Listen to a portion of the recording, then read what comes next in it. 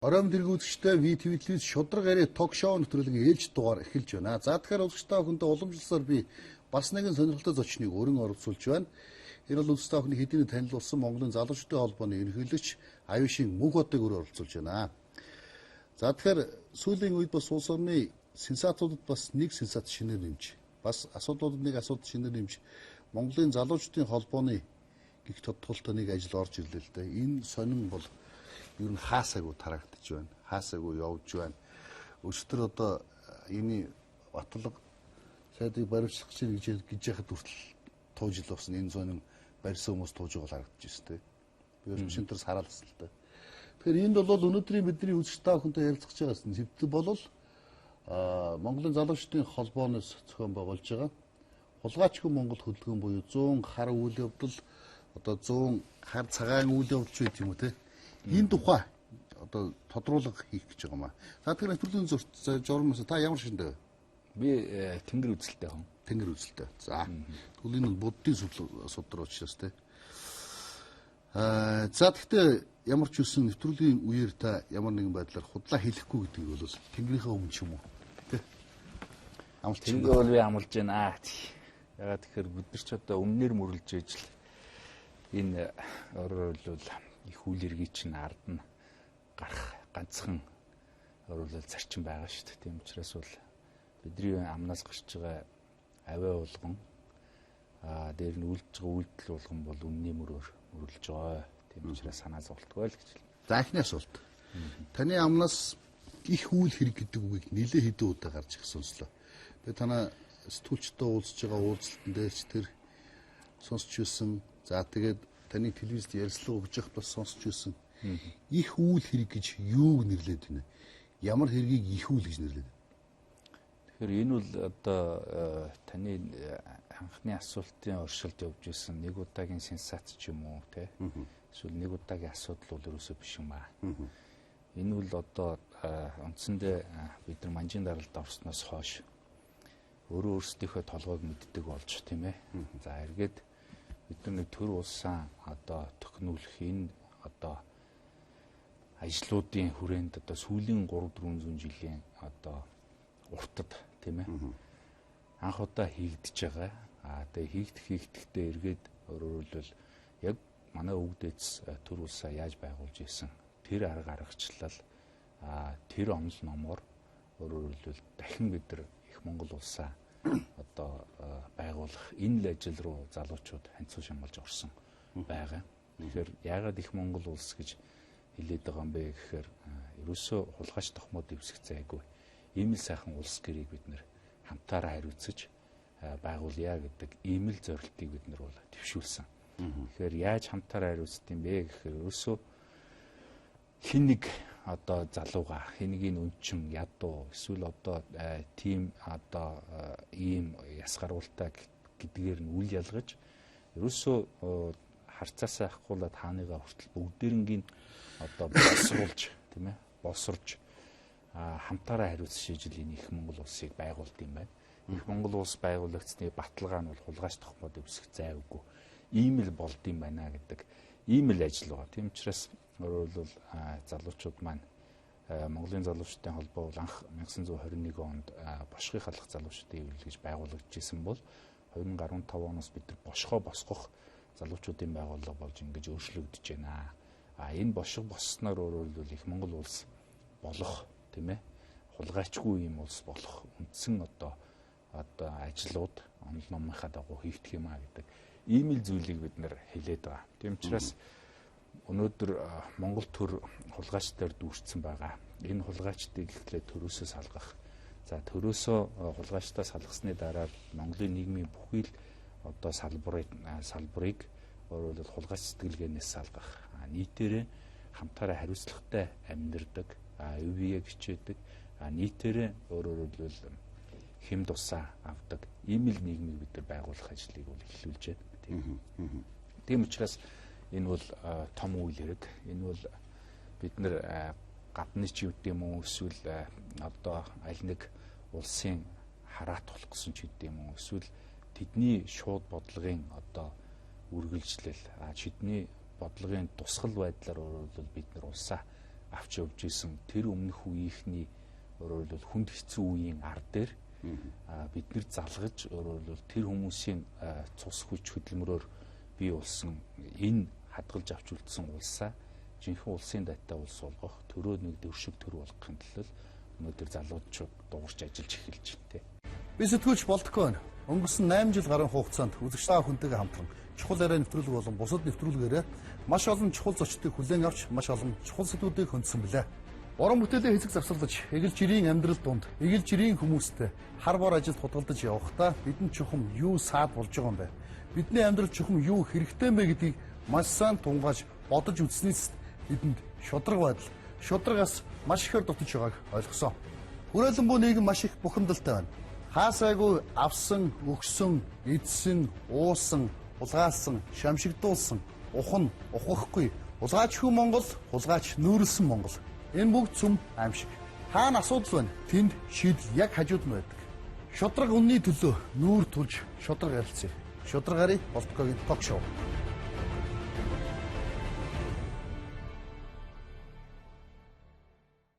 Тэгэхээр би IQ Дэмбэрэл гэж багш байдаг тий. Дэмбэрэл багшийн ирээдүгөө судлах уу гэдэг ном үзчихсэн, уншиж ирсэн. Ирээдүйн онол ирээдүгөө судлах, ирээдүй гэдэг бол бид нар шин дэвшилд, шин хөдөлгөөн, шин цаг үе хамгийн оновчтой шин шийдлийг хэлээд байна л да. Таны ярианаас би ингээ харахаар их Монгол улсыг байгуулна, нөгөө л гуйжны байсан Монгол улсыг байгуулна, Чингис хааны агуу их түүх монголчуудын өнгөрсөн цаг хугацааны тэр үе цаг үеийг ингээд яриад ирэхдээ зэрэг бид нар урагшаага биш буцаал хоошоо хараад байгаа юм шиг. Би юу 13 дугаар зууны их Монгол улсыг байгуулна, их тэр үед хамгийн том байсан Монгол улсыг ярьж байгаа болов уу гэж ойлгоод дүүхлэхээс тэр үеийн цаг соёл түүх мэдээж түүх рүүгээ одоо нөлөмж байгаа юм биш тий? Ирээдүйн чинь нөлөмж гэсэн үг гэдэг чинь.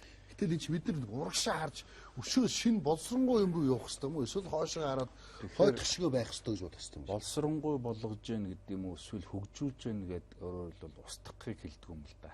Хөгжил гэдэг үл ерөөсөө үүслээ өргөжлүүлэхийг л хөгжил гэж хэлж байгаа. Үүслийг өөрчлөх юм бол устгал болно гэж.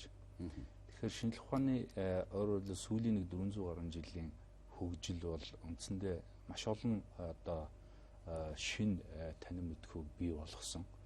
Дээрээс нь олон одоо нээлтүүдийг хийсэн. Нээлт гэдэг бол байгаа зүйлийг л одоо нээх тухай асуудал шүү дээ. Байдгийн байна гэж нотох тухай асуудал. Тэрнээс шүүл одоо огт байхгүй оргуу болсныг шинээр зохиох тухай асуудал бол ерөөсөө биш. Тэгэхээр шинжлэх ухааны талаас жишээ нь асуухад одоо Ньютоны таталцлын хууль жишээ нь 1000 жилийн өмнө 100 мянган жилийн өмнө хэвээр байсан биз? Тэр бол бүр хууль тийм ээ таталцлын одоо гол онол явж байна. Тэр шиг өөрөөр хэлбэл төр байгуулах онол. Өөрөөр хэлбэл төртөө болсон зон олон гэдэг бол арт түмэн юм а гэж. Тэгэхээр өөрөөр хэлбэл тэр онол өнөөдөр хүчин төгөлдөр явж байна л гэж хэлж байгаа. Тэгэхээр тэр онолыг бид нар авч хэрэглэхгүйгээр биднээс авч төөрсөн олон үндэстнүүдээр дамжиж ирсэн өөрөөр хэлбэл юу гэдэг нь мэддэгддэг үү?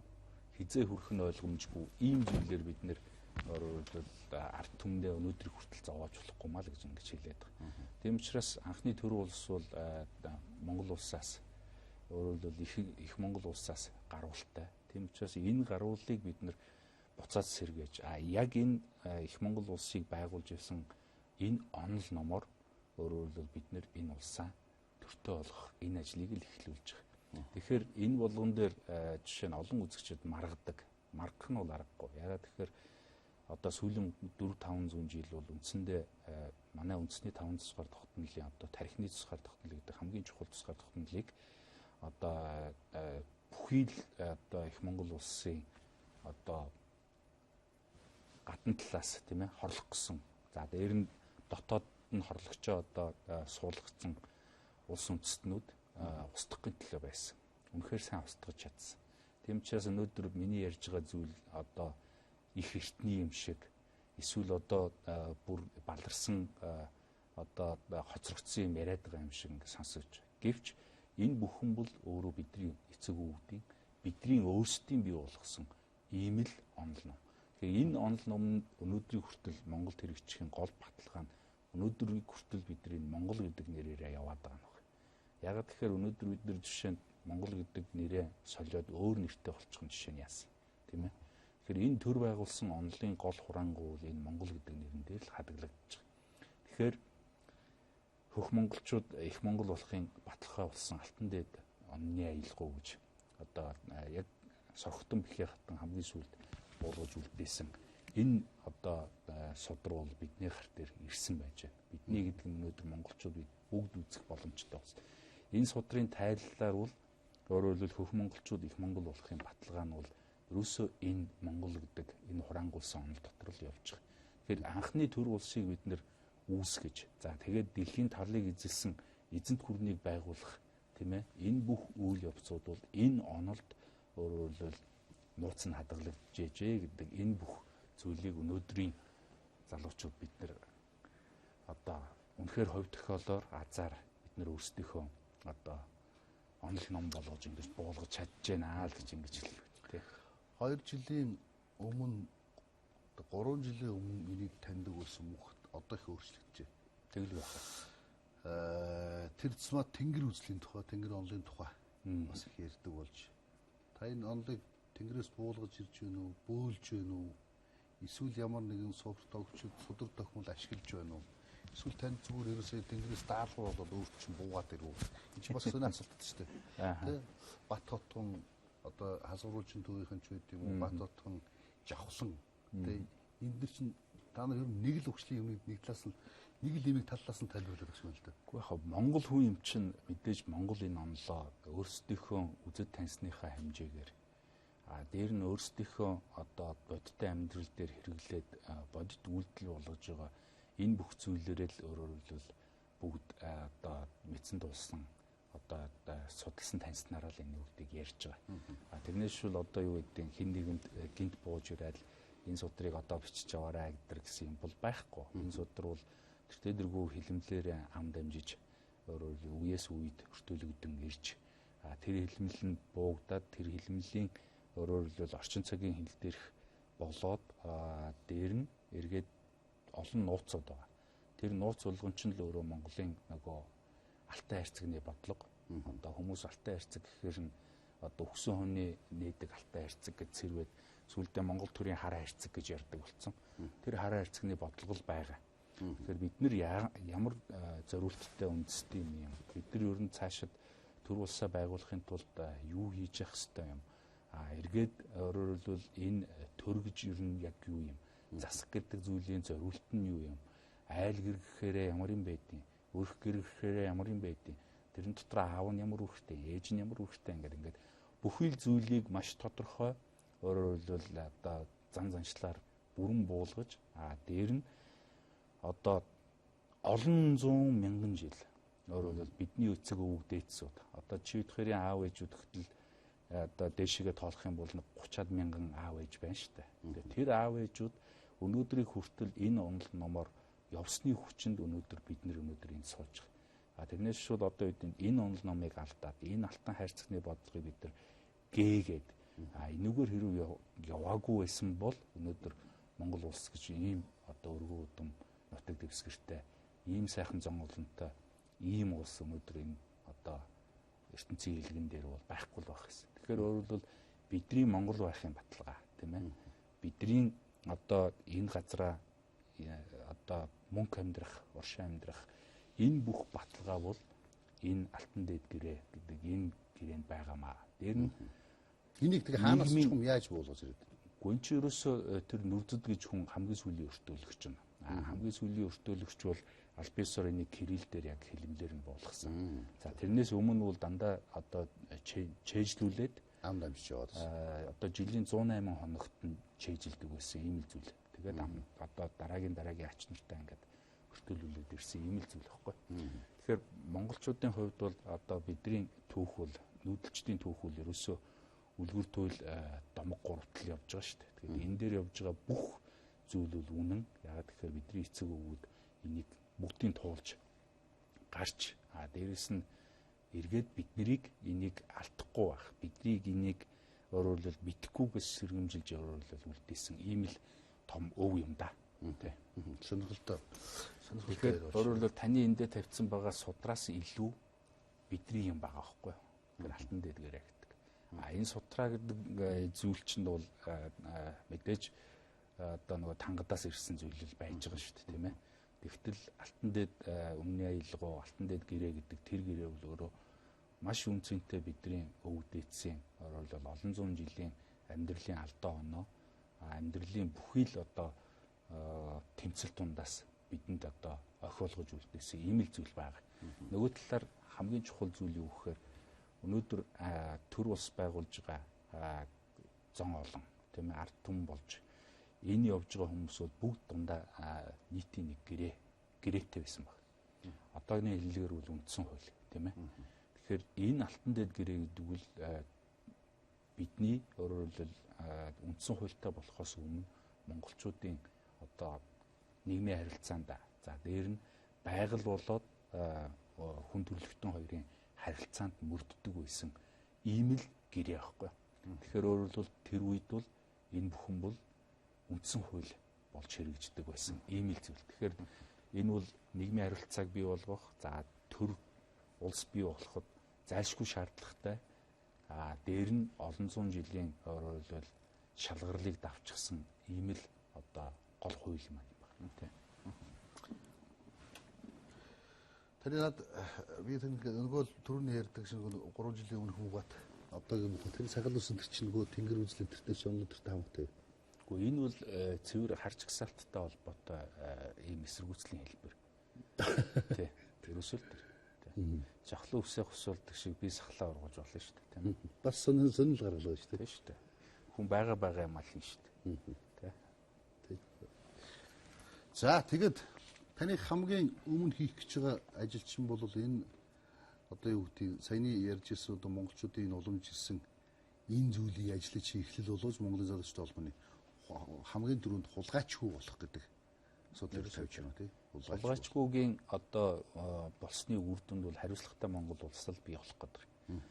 Тэгэхээр 25 жил бидний өөрөөр хэлбэл нэг хийж чадаагүй зүйл бол энэ хариуцлага гэдэг зүйл байхгүй. Социализмын үед бол бүхэн хариуцлагатай байлаа шүү дээ. Өөрөөр хэлбэл ямар ч одоо хэлсэн үйлдлийн төлөө бол хариуцлага хүлээх ийм чадамжтай байлаа. Жишээ нь ярихад бол жишээ нь дунд сургуульд одоо насан туршаагүй нэг охин жирэмсэн болоход бол тухайн дүүргийн одоо боловсролын хэлцээний дарга гусуулдаг хэмжээний байлаа шүү дээ. Тэгтэл өнөөдөр бол тийм үйлдэл болоход бол баг тэр охины хохь болол ингээд дуусчихж байгаа. Тэгэхээр алтан дээд гэрэн дээр жишээ нь юуг сургаж яана гэхээр яаж хүнээ боловсруулд юм бэ гэхээр хамтаараа хариуцаа. Хамтаараа хариуцж байгаагаа яаж илэрхийлж байгаа юм бэ гэхээр хариуцлага хамтаараа хүлээх. Тийм. Бусдын буруу надаас олдог. Хохирлон эргээд намайг хорлдог гэдэг ийм л зарчим байна. Тэгэхээр энэ бол алтан зарчим. Энэ зарчмыг өөрөөр хэлбэл бүх хүн хоорондоо мөрдлөг болгож ижил тухайн хүнийг ямар нэг осол эндэгдэл одоо ямар нэг төвөг гайгаас хол байлгаж чаддаг. Тэгэхээр өөрөөр хэлбэл Монгол улсын ерөнхийлөгч мундаг хүн байхад харцсан тэр мундгийнхны хэмжээнд байж чадахгүй бол ерөнхийлөгчийн алдаа болох нь да. Ийм л хэмжээнд өөрөөр хэлбэл манай тийм ба тий. Манай Монголын нийгэм байсан байна. Тэгтэл өнөөдөр бол жишээ нь бүгд эзэнгүй болчихлоо шүү дээ. Хэдэн залуучууд бүгд эзэнгүй, хэдэн малчид бүгд эзэнгүй. Зуд боллоо гэхээр нэг саймширч нэг лааш үдэн явуулдаг. Тэгтэл өнөөдөр лааш үдэн сэргэлж байгаа хүн тэнд хэд байна вэ? Тийм лааш үдэн хэрэгтэй ч юм уу? Хэрэгтэй ч юм уу гэж юм уу? Ингээд өөрөөр Монгол залуучдын хариуцлага байлцсан. Залуучдын холбоо хамгийн том сүлжээ тийм үү Монгол улсын. Үнэ. Гар утасны компаниудаас илүү их юм сүлжээ шүү. Тэгэхэд би боддоо штэ. Залуучууд тэнд бүгд бас хөдөө онтонд ч байгаа. Зуд турхан бол хүнд хэцүү болоод ирэхээр бид нар энд аргалал нэг нэмнэ. За тэр голоод байгаа лаач үдэнсч байсан тэгэл аргалал өгөө явуулдаг. Энэ Улаанбаатар хотод хүн турж өгч яах гэдэг асуудал яриад хүн Монгол хүнд тураалаар өсвөлгөр хүн асарсан штэ. Тийм 2-3 жилийн өмнө. Хүн турж өгч байх юм амьдрал ахуй хэцүү байна. Эсвэл амьдрал амар хэцүү байна. Энэ ядуусууд хэцүү байна. Залуучууд хэцүү байна гэхэд орон нутгаас би энэ нэг төдөн мал, төдөн хон, нэг хон ингэ явуулж явах хэрэгтэй амьдралдаа үзүүш. Энэ сонир санагдана надад. Яг зөндөө явуулж байгаа. Одоо жишээ нь хотоос хөдөр рүү нэг ганц хайрцаг юм ч юм уу эсвэл ганц машин өвс явуулахаар би яг хав тэрийг баг гэж хэлж байгаа юм биш. Зүгээр явуулахдаа бөөн сүр болж байгаа үз. Хөдөөний малчид жишээ нь ганц өнний мах авчирж өгтөө зургаахгүйснаа за би энэ өлсөж байгаа юмтанд нэг хоньны мах авчираад өглөө шүү гэж хэлж тийм хийдгүү л байхгүй. Монгол хүн бол туслах гэсэн үндэ бол туслахал явдаг. Тэгээ тэрний төлөө жишээ нь тэрүүнээс өмнөхэд хараад ах юм байхгүй. Тэр дэргүү авцаа өгцөө ингээ бүх юмаа бол монгол хүн бол өөрөө тэнцээ явьждаг. Тийм л чадвартай хүмүүс байхгүй. Үнэг харалтай. За наад хариултан дээр чи би үндсэндээ алуулжээ гэдэг шиг тий. За хоёрдугаарт сөрөг асуулт. 100 хар үйл явдал тий. За тэгээд хар жигсаалт, цагаан жигсаалт буюу танай залуучдын холбооны энэ ажлын тухай хүмүүсийн тодорхой хэмжээний мэдээлэл авчихсан. Ерөнхийдөө бол. Гэхдээ надад нэг юм л бодогдоод байгаа. Мөнхөта хулгайчаа. Мөнхөта чи хулгайч гэвэл танд ямар санагдах вэ? Нэгдүгээрт. Хоёрдугаарт хин нэгнийг үндсэн одоо юу гэдэг цагдаагийн байгууллагаас шүүх цагдаагийн байгууллагаас түрүүс мэдрэг уулзалт нэрсэн дээр шүүх цагдаагийн байгууллагаас гэмт хэрэгтэн гэдгийг нотлоогүй бол одоо гэмт хэрэгтэн тооцож болохгүй гэдэг хуулийн заалт байна тийм үү. Танай тайлбар бол энэ хүнийг бид нар гэмт хэрэгтэн гээгүй. Гэхдээ хулгайч гэж хэлсэн. Тэгвэл бас бусдыг нэг ам хэлээр доромжлох тий бусдыг ядуурлан гадуурх гэдэг ч юм уу. Сая бид нар жишээлбэл тэр мууны шашинтай гэдэг эмэгтэйг бие хүртлийн нэвтрүүлэг хийгээл тэр эмэгтэй гэр бүл дээр нь шашин шүтлэхээр нь ядуурлан гадуурхаад Монгол улсад орох оронгүй ойших газаргүй болгоод явууллаа шүү дээ. Гэтэл одоо дахиад хулгайч би хулгайчийг өмүүлж байгаа юм биш шүү. Гэтэл бид нар хин нэгнийг хулгайчаа гэж дуудах тэр топ 10 хулгайч гэж дуудах эрэгтэй хүмүүс мөн билүү үү гэдэг.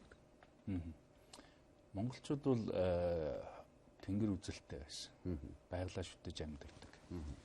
Байрлалынхаа хуулиар хориулаад бүх хуулиа зохируулж ингэж амьдардаг ийм хүмүүс. Ер нь монголчуудад шашин бол хязгаарч хэрэг болж байгаагүй. Шашнаар бол хязгаарч дутж байгаагүй. Шашнаар хязгаарч бас илүүдж байгаагүй. Зөв нэгдүгürt тэг мөн ярьц учраас тэгж ярьчих. Тэ. Хоёрдугаарт бол тэртээ дэргүү өнөөдөр бид нар бол хуулийн цэцгэлтэй байх уу, хулгайчийн цэцгэлтэй байх уу гэдэг сонголтын өмнө ирчээд байна. Хэрв хулгайч нар өнөөдөр даам гараагүйсэн бол, хулгайч нар хэрв төрд дархлагдаагүй байсан бол, тийм ээ. Бид нар өнөөдөр ийм хулгайчгүй Монгол гэдэг ажил хийгээд явахгүй байлаа. Тэгэхээр өнөөдөр нэгэнт төрд өөрөөр хэлбэл хулгайч нар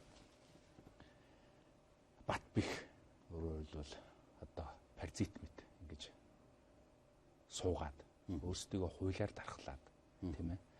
Тэгээ өнөөдөр хулгай хийж байгаа нь гавьяа юм шиг болчихсон.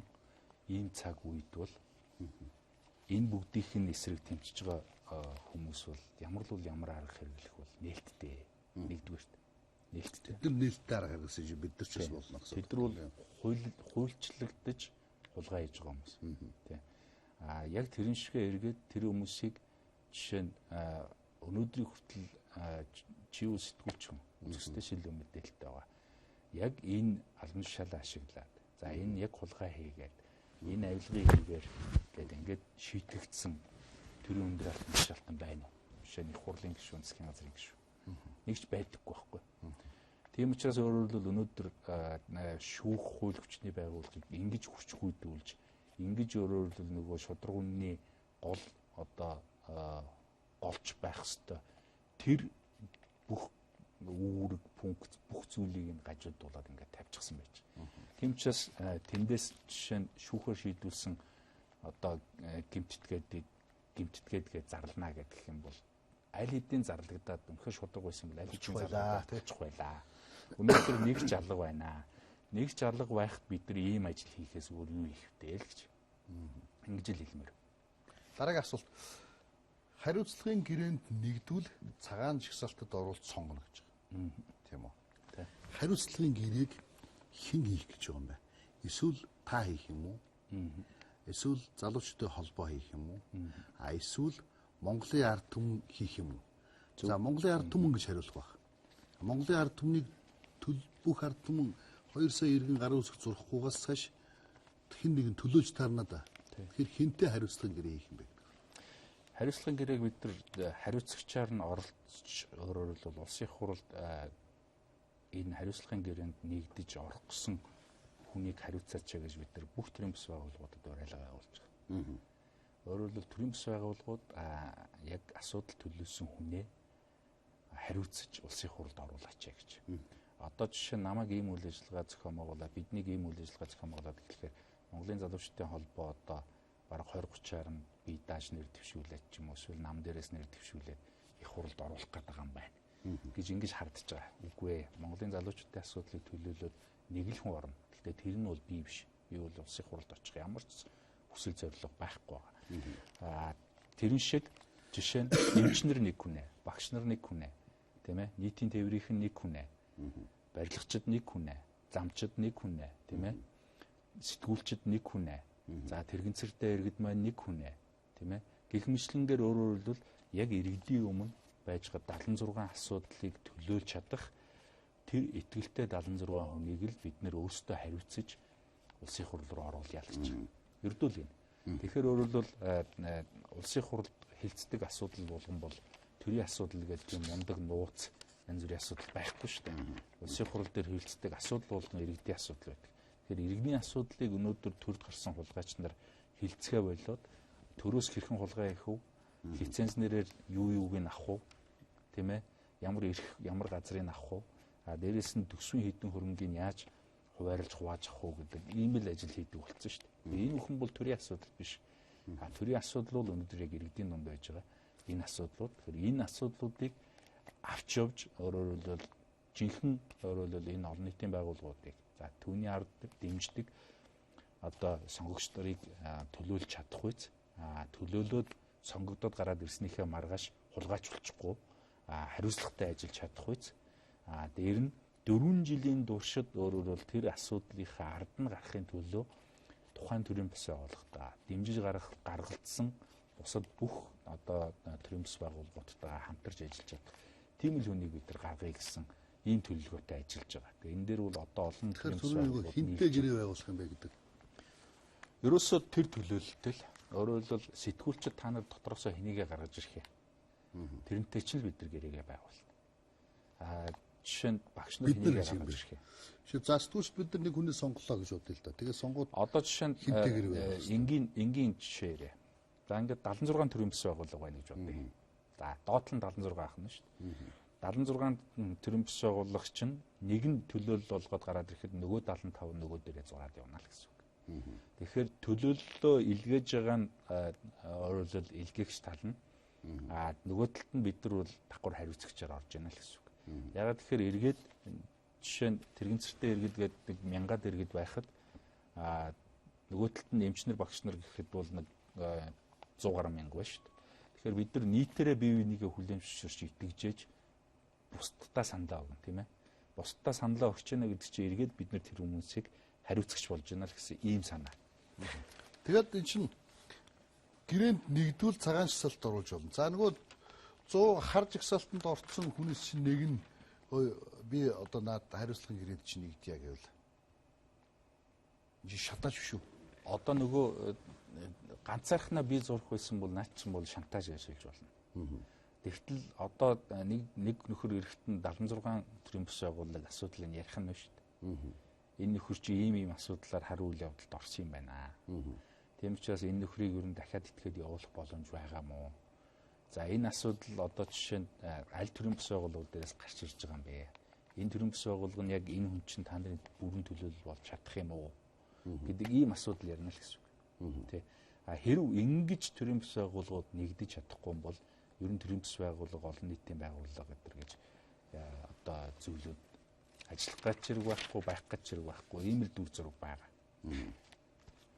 Тэгэхээр хариуцсан шиг хариуцъя гэж байгаа. Тэгэхээр одоо нөгөө хар жагсаалтанд орсон хүн чинь бол би энэ хариуцлагын гэрээнд чинь нэгдээ цагаан жагсаалтанд чи орё гэдэг юм тавиул яах вэ гэдэг асуудал болж байгаа. Тэгэх юм бол харин нөгөө 76 төрлийн бас байгууллага зөвшөөрөхгүй гэдэг л асуудал болж байна. Тэгэхээр чи нөгөө нэгднэ гэдэг чинь бас бодлоо авчих юм шүү. Цагаан жагсаалт оруулж сонгоно гэдэг чинь бодлоо авчих юм шүү. Үгүй хэрв нөгөө 76 төрлийн бас үгүй гэвэл тэгээ эн чинь үгүй чи хариуцлагын гэрээнд хэрв гэрээгээ байгуулж чадахгүй бол тэр нөхөр байгуулж чадахгүй бол тэр нөхөр цагаан жагсаалтанд орохгүй л гэсэн үг байна. Цагаан жагсаалтанд орохгүй л гэдэг бол тэр хүнийг сонгохгүй л гэсэн үг. Тэгэхээр өөрөөр хэлбэл энэ өхөн бол биднэрнийх мундагтаа бодоод олцсон ч юм уу. Мундагтаа ингэх гээд байгаа юм биш. Өөрөөр хэлбэл энэ нэг 25 жилийн хугацаанд нэг 10 хэдэн сонгуул болоход биднийг ингэтэл нь гашраацсан л байгаа байхгүй улс төрчнөр. Тийм учраас гаширсан хүмүүс ч одоо бие биендээ ч сайн итгэхгүй. Тийм учраас бид нар 70 хэдэн гарын хэсэг зурулж яж хариуцлагын гэрээгээ хийн. Тэгээ харин нэгэнт хийчих юм бол гартал нь дэмжинэ л гэж ингэж хэлээд байна.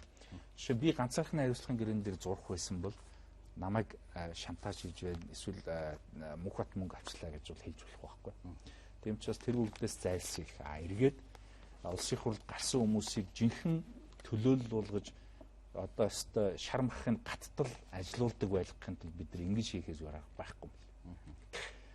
Нэр нь нэг талаас бас нөгөө талаас бас харж игсаалтад ингүүл харж игсаалтад орно тий. Ингүүл харж игсаалтад орохгүй гэл ингээл одоо нэг талаас туушин чиглэж штэ. Жишээлбэл өршөөлийн хуулийг хамар одоо өршөөлийн хуулинд хуулийн хоргийг хүлээж аваагүй гişүүд бол харж игсаалтанд орно гэл.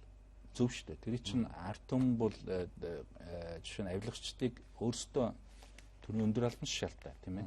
Өөрсдөө нөгөө авилгын хэргийг хийдэг. Тэрнээс нэг жирийн одоо иргэн авилгын хэрэг хийгээд өршөөлийн хуулинд ороод байгаа юм байхгүй шүү дээ. Тэнгүүтлээ өөрсдөө өршөөх гэж байгаа нөхдүүдийг жишээ нь юуны харж игсаалтанд оруулаа гэдэг ийм л өөрөөр хэлбэл саналууд өгöd гараад ирчих.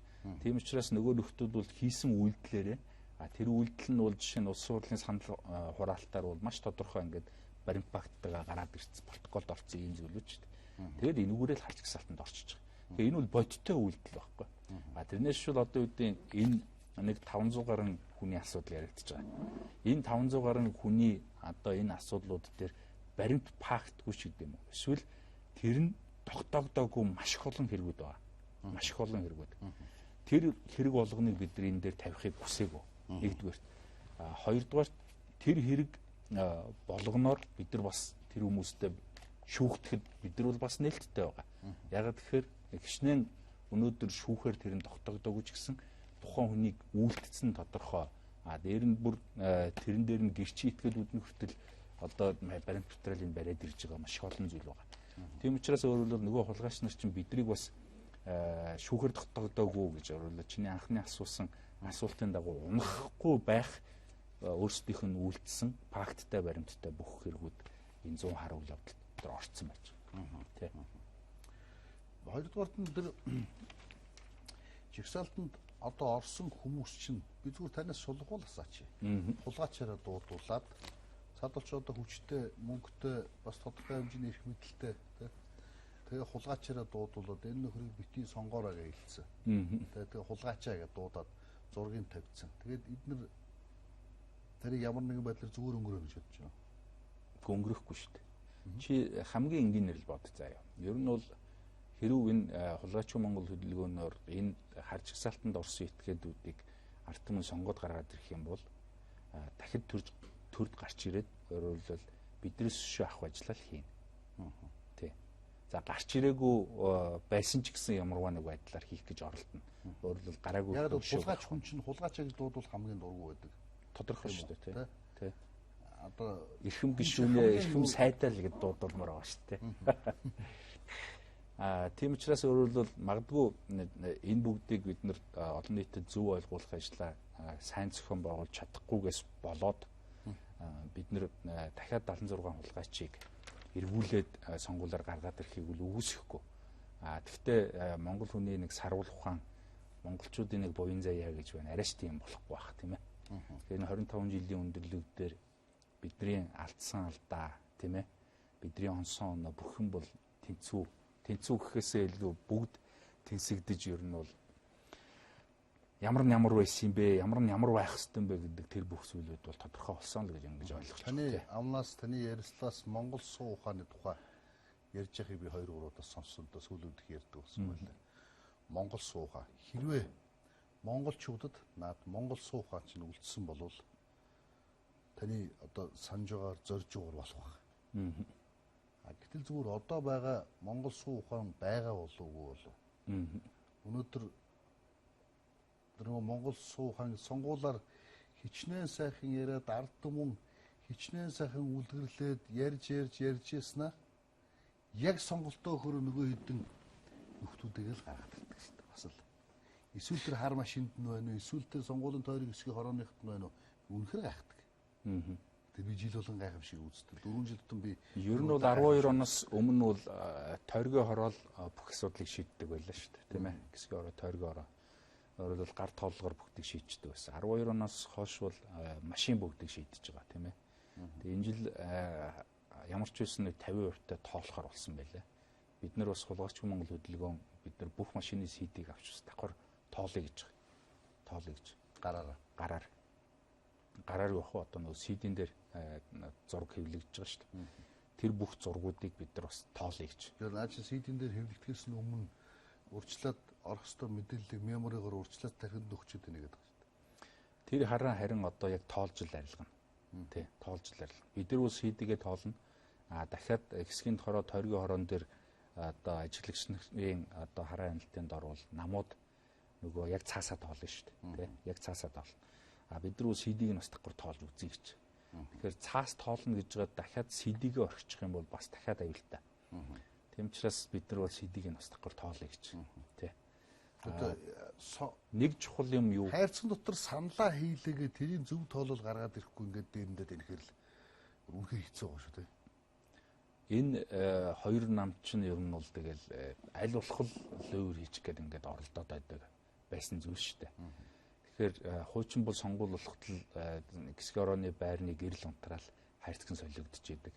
Эсвэл гисгийн орооны дарга хүүхний юбкэнд ороос нь баахан саналын утас ингээл унж байдаг тийм ээ.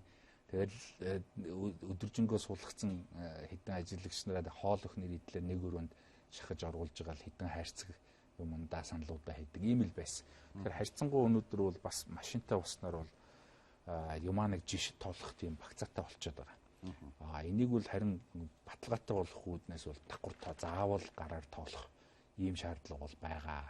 Тийм учраас бол энийг тоолно. Гэтэ энэ удаагийн сонгуулиар бол бас нэг зовлонтой юм юу гэхээр бүх тойрог дээр маргаа үсэх юм магадлал маш өндөр байна.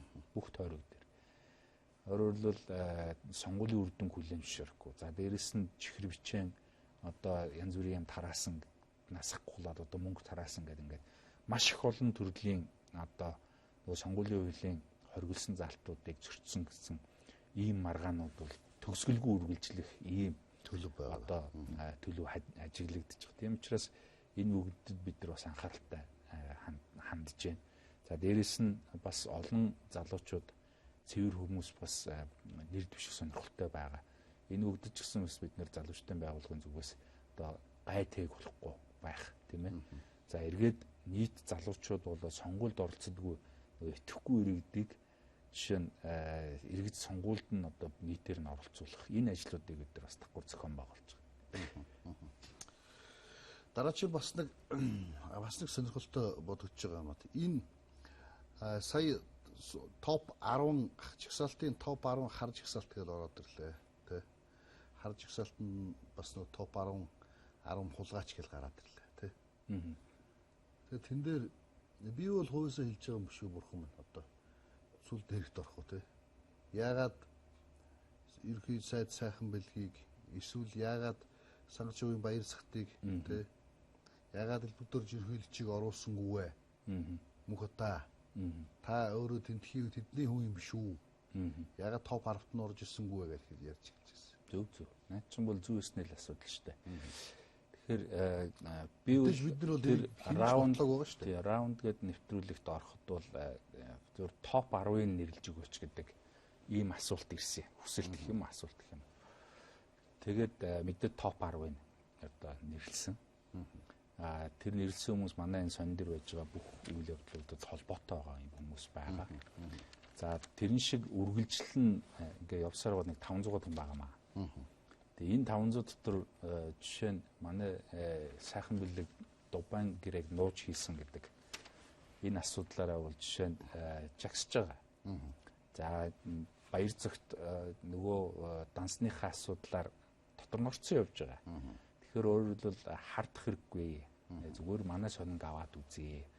Манай нээлттэй мэдээллийн шилэн систем рүү ороод үзье. Тэнд бүгд байж байгаа. Тийм учраас битгий хардаа гэж. Би бас өмнө нэг нэвтрүүлгээр орж явахдаа манай хар үйл явдлын 100 хар үйл явдлын чагсаалт гарахад бол ард түмэн бидэрт нэг 50% итгэнэ. Хар чагсаалт гарч ирэхэд бол энэ итгэл 100% болно гэж ингэж хэлж ирсэн. Тийм учраас бид нар бол танил тал тохой татах тийм ээ. Эсвэл одоо өөр хэмжүүрээр энэ үнний хэмжүүрийг өөрөөр алдагдуулах ийм ямар ч зүйл хийхгүй байгаа. Элбэг дэрж ерөнхийлөгчийн хувьд бол одоо энэ 16 оны улсын хурлын сонгуульд өрсөлдөх хуулийн боломж байхгүй. Өөрөлд Монгол улсын ерөнхийлөгчийн одоо өндөр албан тушаалыг гасж байгаа хүн байна. Тэгэхээр бид нар бол энэ хар жагсаалтыг 16 оны улсын хурлын сонгуул, орон нутгийн сонгуульд зориулж гаргаж байгаа юм зөв шүү дээ. Жишээ нь өчигдөр Монгол Ардын Хувьсгалт намаас манай руу холбогдож ийлээ.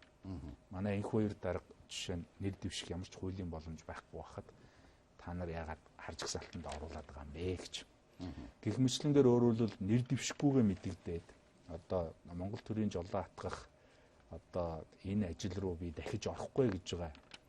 Энэ хүмүүсийг бол бид нэр хар жагсаалтанд оруулахгүй. Тийм учраас бид нар бас хар жагсаалтыг зарлах эцсийн өдрийг 5 сарын 21-нд тавьсан байж байгаа. Өөрөөр хуулиар нэр дэвшилтийн бүх үйл ажиллагаа дууссаны маргааш өдрөн бид нар аль биесээр зарланаа. Тийм учраас өөрсдийнхөө үлдсэн хар үйл явдлыг мэдж байгаа. Өөрийнхөө хар мөрийг одоо ойлгож байгаа тийм ээ. Ийм хүмүүс бол сонгуульд битгий нэр дэвшээрэй л гэж ингэж хэлж байна. Одоо тэгэхээр таны энэ ажил чинь түрүүн бүтээр ярианыхаа эхэндээ нөгөө л их Монгол улсын төлөө юу гэж үйсэн. Яг одоогийн ажил үгүй тэгэхээр энэ өнөөдөр хар жагсаал цагаан сал 100 хар үйл явдал зөвхөн сонгуул зориулсан юм шиг болчихлоо. Зөвхөн сонгуул зориулсан юм шиг. Жишээлбэл би маш тодорхой хийчихэд сонгуульд нэр дэвшихгүй болчвол наа чин хар жагсаалтнаас гараа явчих юм шиг. Бид нар маш тодорхой өөрөөр хэлбэл зорилтыг хэлсэн. Энэ хулгайчгүй Монгол хөдөлгөөний 16 оны хамгийн гол зорилт бол Монгол төрийг хулгайчдаас чөлөөлөх явдал юм а гэж. Тэгэхээр өөрөөр хэлбэл нэгэн төр рүү орохгүй гэж байгаа одоо этгээдтэй бид нар өнөөдөр зууралдах цаг зав алга.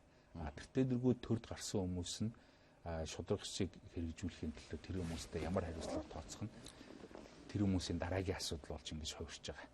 Энийг бид нар бас хариуцлагын гэрээндээ тусгаж өгч байгаа. Хариуцлагын гэрээн дээр бас тусж байгаа хамгийн чухал заалт юу гэхээр өөрөө өөрсдөө хариуцлага тооцоолох тэр хуулийг өөрсдөө эхэлж хамгийн түрүүнд батална гэдэг. Өнөөдөр сонгогчид сонгож болж байгаа төрийн жишээг. Тэгтэл эргээд тэр төрийн жишээтэй хариуцлага тооцдог ямар ч механизм байхгүй байна. Тийм учраас өөрөлд сонгосон гишүүнээ эргүүлэн татах эрхийг сонгогчдод нь өгөх тэр хуулийг маш яргалтай өөрөлд батлуулна гэсэн ийм залтыг хариуцлагын гэрээнд оруулж гэж байгаамаа. Муу засгийн газрыг огцруулах өөрөө яагаад хар үйл явдал тооцогдсон бэ? Монгол улсын төр бол доктортой авах хэрэгтэй. Тэгээд засгийн газар болгон бол өөрийн үүрэгтэй, өөрийн онцлогтой, өөрийн цаг хугацаанд гарч ирдэг ийм засгийн газар. Ямар ч засгийн газар бол Монгол улсын засгийн газар. Тэгэхээр Монгол улсын төрийг докторгүй байлгах энэ ажлыг хэн сэдэж шийдэх вэ гэхээр хулгайч нар л сэдэж шийдэг. Өөрөөр хэлбэл засгийн газар огцорсноор ард түмэнд хязгаарч ашиг тусаа өгч байгаагүй. Засгийн газрыг огцрох тусам дараагийн гарч ирэх өөрөөр дараагийн нэг төрөөс хулгай их гэсэн хулгайч нарын ашигтай байж ирсэн. Тийм учраас дараагийн Монголын төрийн за дээр нь Монгол Улсын засгийн газрын өөрийн доктортой үйл ажиллагааг хангаж байх ийм шаардлага байна гэж зөвлөл ахмадууд бас маш их олон ийм одоо хүсэлтүүд ирж энийг заавал хар үйл явдалд оруулах ёстой гэдэг ийм одоо хүсэлт ирж олон санал авч энэ одоо засгийн газар хоцорсон үйл явдлууд орсон байж. Таныг Монголын залуучдын холбооны ерөнхийлөгчөөс аль намаас тавьсан бэ? Монголын залуучдын холбооны ерөнхий зөвлөлийн хурал эхнийх нь. За дараагийнх нь бол Монголын залуучдын холбооны 5 дугаар их хурлаар Монголын залуучдын холбооны ерөнхийлөгчөөр сонгосон. Тэгтэл нууц шүү дээ. Баан аль нэгэн нам нөлөөлөх залуучдын холбооны ерөнхийлөгчийг тавьдаг гэдэг бол нууц. Монголын залуучдын холбоонд нам нөлөөлөхөө болоод одоо 3 жил болж шүү дээ. 4 жил. Хэрв нөлөөлдөг байсан бол бид нар ийм хулгайчгүй Монгол гэж ийм хөдөлгөөн өрнүүлээд ийм ажил зохион байгуулад хүний өөрийнхөө тийм ээ одоо та нарын хардаад байгаагаар бол бүгдийг ингээ харж гисалтанд оруулаад явахгүй л байсан. зөв ийм асуудал бодогддог байхгүй. За ерөнхий сайд сайхан бэлгийн хувьд бол ардсан намаас өөрт нь сүр хүчин гараад ирсэн. Засгийн газрыг татан буулгах тухай, сайхан бэлгийн засгийн газрыг огцруулах тухай асуудал ардсан нам дотроос нь яригддаг. Монгол ардын нам бол бас л сайхан бэлгийн засгийн газрыг огцруулах хүсдэг. Ингээд харахаар зэрэг сайхан бэлэг ардсан намч, ардын намч аль алинд нь явхаа болж байгаа нь харагддаг. Ерөнхий сайд байсан ч гэсэн. Хэрвээ Монголын залуучдын холбоо гэдэг бол асар том одоо сүлжээ байгууллага. Монголын баг хамгийн том сүлжээ байгууллага. Энд хар цагаан хулгайчтай хулгайчгүй Монгол хар цагаан биеэр ярьж хагаад хар цагаан жигсаалт ярьж хагаад энд нэгдэл гаргаж ирээд нөгөө хаашаач аль нэг тал руугаа орж болохоо байсан ерхий сайдад зориулагдсан сайхан бэлэг зориулагдсан ажил юм биш үстэй гэдэг асуудал бас бодогдож байна. Аюул жижигхэн л харж индаа л гэж одоо хэлмээр санагдаж байна. Одоо сайхан бэлэгт хэдэн сарын хугацаа байгаа юм. Ерхий сайд дээр ажиллах. 2-3 сар. 2-3 сар. Тэгээ 2-3 сар ерхий сайд хийхин тулд одоо биднээр ийм хийх Үгүй энэ чинь тийм шаардлага байна уу? дараа чинь сонгуульд орох нөгөө талаар сайхан бэлэг бол аль намд явах болчихлоо шүү дээ. Үгүй тэр улс төрчин л асуудал шүү дээ. Сайхан бэлэг бол Монголын залуучтай холбооны ерөнхийлөгч байсан гэдгээр л бидэнтэй холбогдож байгаа. Тийм биз? Тэрнээс шүүл одоо үедээ Монголын залуучтай холбооны үе үеийн удирдлагад байсан хүний төлөө ажил гэдэг ямар ч манай тийм дүрмийн хариуцлага одоо байхгүй. Бид нар бол ёс суртахууны хувьд гэдэг юм уу өөрөөр нөгөө өнгөрсөн одоо ирээдүйн үеийн холбоос гэдэг агуулгаар бол бид нар ерөнхийлөгч байсан хүмүүстэй бол хүндэтгэлтэй ханддаг. Тэгвэл хүндэтгэлтэй хандна гэдэг нь өөрөөр бол тэр хүмүүсийн хариуцлагагүй үйлдэл юм уу? Тэр хүмүүсийн одоо буруу зөв бүх одоо хийж байгаа үйлдэлүүдийн өөрөөр бол тусгал нь сүйдэр нь байгаад байх ямар тийм шаардлага байхгүй. Монголын залуучдын байгууллага бол Монголын залуучуудын л байгууллага. Энийг л хатуу ойлгохгүй тий. Тийм л дээ зүгээр таны тайлбар. Сайхан бэлгийн үе, баяр цогтын үе өөрийнхөө үеийнхэнтэй аль хэдийн явцсан шүү дээ. Одоо Болтко чи бол мөнхтийн үеийн залуу байхгүй. Тийм учраас бид нэр өөрсдийнхөө хийх ёстой зөв гэж бодсон зүйлээ л хийгээд энэ цаг үед бид нэр өөрсдийнхөө гүйцэтгэх ёстой гүйцэтгэл ингээл явна. Түрүүн би бас нэг асуултан дээр дахиад тодруулаад хэлэхэд өнгөрсний ирээдүг бид нар өнөөдөр байгуулж байгаа юм л залуучууд. Тэрнээс бид нар ирээдүг байгуулж байгаа ирээдүйд амьдрах гэж байгаа хүмүүс бол бид нар өөрсөө биш. Бид нар бол өнөөдөр амьдарч байгаа. Амьдрахтаа өнгөрснийхөө ирээдүг өнөөдөр бий болгож байгаа ийм л залуучууд. Энийг л хатуу ойлгох. Түрүүчийн асуултын товч нь бол ардын нам, ардсан нам хоёрт аль алинд нь явах байсан ерөнхий сайд улс төрийн шинэ хүчин үүсгэж байгаа юм биш үстэй гэдэг л бодлоо гэсэн. Шинэ хүчин залуучдаас бүрдсэн. Яг л залуучдын холбоо гэдэг асар том систем ашиглаж. Яг хөө бид нар бол цаашд үргэлжлүүлээд энэ одоо бүх үйл ажиллагаа бол явна. Бид нар бол Монголын залуучдын байгууллагаас гарч ирсэн шинэ үеийн дээр нь хамгийн одоо цэвэр за дээрэс нь эргэж өөрөөр хэлбэл жинхэнэ ард түмэнтэйгээ нягт хамтарч ажилладаг ард түмний жинхэнэ төлөөлөл болсон ийм дараагийн үеийн онол номтой ийм шинэ үеийнхэн болж бид нэр төлөвшөж байгаа. Өөрөлдөл биднэрт өөрөлдөл ямар нэг гадаадын онол ном бидэрт ямар нэг өөрөлдөл гадаадын үзэл суртал янз бүрийн юм бол ерөөсөө хэрэггүй. Бид нар тэрийг бол харин яаж энэ үзэл номоо бусад улсуудад одоо хүлээн зөвшөөрүүлэх үү? Яаж энэ үзэл номоо бид нар цааш нь өөрөлдөл бусад хүн төрөлхтний жишээнд олзуулахгүй тийм ээ? Ийм зүйлдэл бид нар тэр бүгдийг бол ашиглана. Тэгэхээр багдгүй энэ одоо 2015 оноос хойш энэ шинэ одоо үндсэн дүрм, энэ шинэ үзэл баримтлалын хүрээнд нэгдэж нэгтэрч байгаа энэ залуучууд бол Монголын улс төрд, Монголын нийгэмд, ер нь Монгол үндэстэнд бол яхаггүй түвшид тулах гол тулгуур нь болж явна гэдэг төстэй сонсож байна. Түрүүчийн хэд хэдэн дугаарын нэвтрүүлгийн өмнө Монсонкийн хуучин Монсонкийн баярхуу гэдэг үсэн та. Баярхууга орохдоо бас л энэ манай Монгол энэ үзэл онол болол дэлхийг засан тохируулахад хэрэг болно. Одоо бол дөнгөж Монголдо босох гэж үзэж байгаа. Удахгүй энэ чинь бид чинь дэлхийг засан тохируулдаг ер нь хэдэн зууныгаа төсд үе үе гарч ижлэхийг засан тохиолддог хүмүүс шүү дээ гэдэг юм яриаг ярьж байна. Энд чинь ерөөсөө бүгд өөрийн гэсэн бошихтой хугацаатай ингээл явж байгаа юм зүйлүүд ч та. Бид нар бол би яриа эхлэхдээ ч хэлж ирсэн. Энэ бол бүр манжид дагаар орох үеэс эхэлсэн энэ ажлын үр хойд яг ар дээр нь явж байгаа юм зүйл юм аа. Бүр энэ цагийг өнөөдөр бий болгох гэж тэр одоо 1690 оноос хойш өөрөлдөл Монголын үе үеийн одоо бидний ахмадууд, бидний өвд эцсүүд өөрөлдөл халуун айн бүлээн цусан үрсэн ийм л одоо үйл хэрэг шүү дээ. Тийм учраас яг тэрний оргил дээр нь бид нар өнөөдөр гарч ирж байгаа. Тийм учраас өөрөлдөл бидний үйлдэл, бидний хэлж байгаа үг хүн бол хариуцлагатай. Эргээд нэг 2024 он гэхэд бол Монголын төрд одоо байж байгаа хүн болгон энэ одоо үзэл номыг энэ алтан дээд гэрээ гэдэг зүйлийг бол жинхэнэ өөрөлдөл үзэж судал таньсан. Тэрний дагуу төрийн үйл хэргээ хийдэг.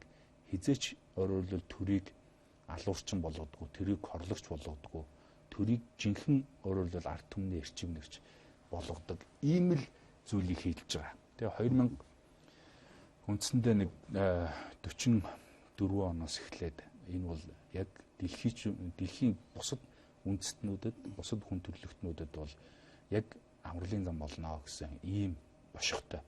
Тийм учраас энэ бошихын дагуу энэ бүх үйл ажиллагаа явагдаж байгаа гэж хэлж байна. Тэгэхээр бид нар бол өөрөө өөрсдийнхөө яс цуснд байж байгаа энэ бүх зүйлийг л буцаад сэрээж байгаа ийм л зүйл шүү дээ. Тэгээ энэ бүхэн бол бидний тархины цусгаар тогтмол болж байгаа. Хариуцлагын гэрээнд нэгдсэн улс төрч цагаан жагсаалтанда ороод та бүхний санаагаар бол тийм үү? Санаагаар засалд ороод гараад ирнэ гэдэг маань нөгөө хин нэгэн эрх мэдэлтэн бус үйлчлэгч, ажилтан одоо юу гэдэг энэ чинь бол нөгөө эрх мэдэлтэн биш болох нь шүү дээ. Ерөөсөө төрийн үйлчлэг субъект болох. Ерөөсөө тэр. Ерөөсөө иргэн дээр өөрөлдөл тухайн салбар дээр ямар асуудал болж гэнэ үү тэрийг л маргааш нь төр дээр асуудал болгож шийдэж идэг ийм л асуудлыг хэлээд байгаа байхгүй. Тэгэхгүй бол өнөөдөр нэг олон жил одоо дарга хийчихсэн хүн ч юм уу эсвэл нэг компани эзэн ч юм уу тийм ээ эсвэл нэг төрөөс зурсан төр бомтон өөрөлдөл тэнд банк сууж явах хэрэгтэй юм шиг. Тэгээ төрийн бодлого гэж одоо айхтар нууц нарийн нандин юм тэнд байж байгаа юм шиг. Зөвхөн тэрийн тэнд очисон хүмүүс л үзээд шийдээд ингээд яваад идэв юм шиг ингээд буруу ойлгоод байгаа байхгүй. Тэгэхээр энэ бүхэн бол тийм биш ээ. Ерөөсөө энгийн тэгсэн мөртлөө агуу өөрөлдөл бидний амьдрал дээр байж байгаа энэ асуудлуудыг л шийдлийн өөрөлдөл төр дээр авч гаргаж авах ийм л үүрэгтэй хүмүүс болж хувирч байгаа. Одоо Болтокоч сэтгүүлчтэй төлөөлөө тэнд очлоо гэтэл өдөрт нэг 4 цаг нь их хурлын одоо танхимд ажилладаг, 4 цаг нь эргээ сэтгүүлчтэйг ажилладаг. Маргааш нь чиний байнгын хороо бүлэг дээр хэлэх бүх үг юмнууд оролцоод энэ сэтгүүлчдийн байгууллага дээр чинь бэлтгэж байдаг. Чи тэрийг очиж төлөөлж ерөөсөө цовоо цалин уншиж тэрнийхээ төлөө одоо самлуудаа цуглуулах ажлаа хийж идэг. Ийм л зүйлийг хэлээд байгаа байхгүй. Тэрнээс шүүл одоо юу гэдэг нэг жилд чуулганы засварлага болохоор нэг сонгогчтойгоо уулзж яана гэж нэр төдий одоо хэдэн уулзалт хийхээс цаашгүй дээр нь дандаа лоббины дандаа компаниудын ашиг сонирхлын эсвэл өөрсдөө авах тэр өөрөлдөл хуулиудаа батлаа сууж идэг ийм улсын хурлын гишүүдийг л одоо энэ сонгуулиар бүгдээрийн гудамд үлдээе л гэж ингэж хэлээд байгаа. Тэгэхээр одоо хинч танай асуудал одоо залуучдын холбооны сулгаачгүй Монголд хөдөлгөөн нь болол хинч хүсэн нэгдэж болно гэсэн үг юм ба шүү дээ. Хинч хүсэн нэгдэж байхгүй. Хинч хүсэн нэгдэж бол. Өөрсдөө дор бүрээр нэгдлээ үүсчихэд та нар дээр очих хэвээр юм уу? Эсвэл шууд хүрэх хэвээр юм уу? Бид нар бол одоо тэртээдэргүй сайн ажилдаг төрөмс байгууллагуудтай холбоо харилцаа тогтоогод явж байгаа. Дээр нь одоо жишээ нь энэ асуудал бол үнэхээр хүнд асуудал болсон шүү. Одоо жишээ өнгөрсөн 7 хоногт нэг гэр бүлийн хоёр ирж уулзж байгаа. Хүүхэд нь хавдартай. Тэгээ ерөөсөө хүүхдийнхээ хавдрыг эмчлэхийн төлөө ерөөсөө байгаа ерөөсөө бүх юмаа дуусгасан ба. Тэгээ өөрөлдөл энэ бүхэн бол одоо айл болгонд энэ ирэх юм байна. Ирэх юм байна.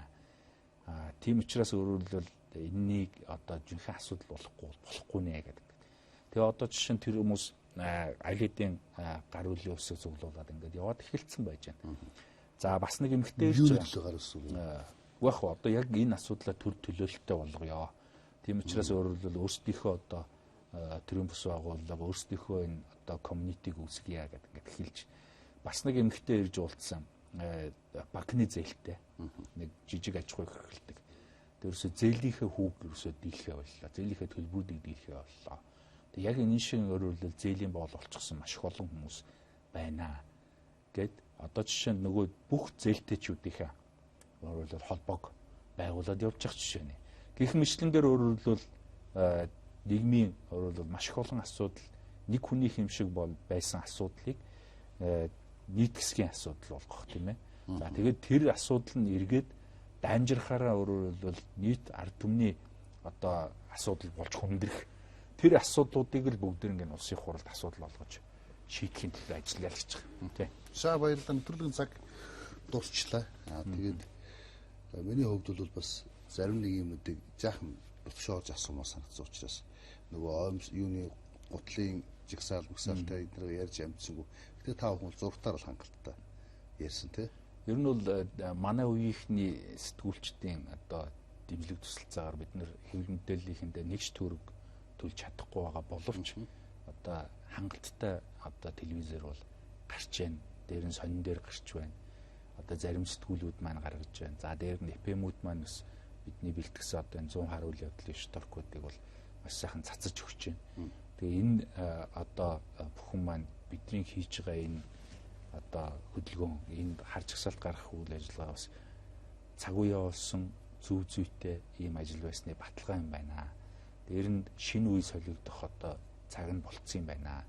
Тэгээ энэ шинэ үйл харин одоо дахин одоо хуучин үеийнхэн шигээ хулгай хийдэг юм байхгүй төлөө бид нар хамтаараа хариуцаж ингэж ажиллая л гэж ингэж хэлмээр байгаа. Тэгээ энэ хамтаараа хариуцаж байгаа юм бас нэг хэлбэр нь одоо болтгоо чишүү тэгээд ямар ч гэсэн өнөөдөр энэ үнэтэй цагаа бидэн зориулж одоо телевизээрээ гаргаж өгсөн танай хамт олонд бас баярлалаа л гэж хэлээ.